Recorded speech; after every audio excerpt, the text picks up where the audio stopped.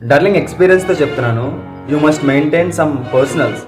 అదేంటి bro, personals అందరికీ ఉంటాయి కదా అంటే, ఈ రోజుల్లో నాకు తెలిసినంత వరకు ఎవ్వడికి పర్సనల్స్ లేవు. పర్సనల్ అంటే ఆ ఒక్క విషయం నీ ఒక్కడికి తెలియాలి, ఇంకెవ్వరికి తెలియకూడదు. ఓకే, ఆ ఒక్క విషయం నీ ఒక్కడికి తెలియాలి. Not even your girl friend, your boy friend, your friend, best friend, boy bestie, female best friend, ఎవ్వరికి, అసలు ఎవ్వరికి తెలియకూడదు. ఓన్లీ నీ మనసుకి నీకు మాత్రమే తెలియాలి.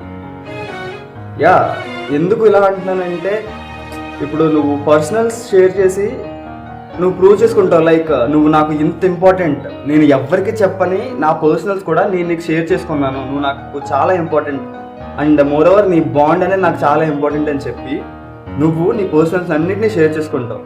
ఓకే, నువ్వు నీ పర్సనల్స్ అన్నింటినీ షేర్ చేసుకున్న తర్వాత రోజులన్నీ మనం కాదు, సమ్ పాయింట్ ఆఫ్ టైంలో ఏదో ఒక రోజు మీ ఇద్దరికి గొడవ వస్తుంది.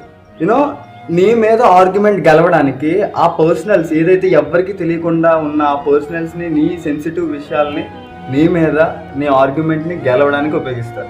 యూనో, ఆ విషయం వినగానే నువ్వు కుప్ప కూలిపోతావు. నిజంగా చాలా అంటే చాలా హర్టింగ్ ఉంటుంది. మన మనిషి, మనం నమ్మిన మనిషి, మన పర్సనల్స్ అన్నిటినీ షేర్ చేసుకున్న మనిషి అదే పర్సనల్స్ యూజ్ చేసి మనల్ని బాధ పెట్టాడంటే అది తీసుకోవడం చాలా అంటే చాలా కష్టం అండి. So have some personals, maintain some personals. ఎవ్వరికీ తెలియకూడదు కొన్ని విషయాలు, నీలోనే అంతమైపోవాలి.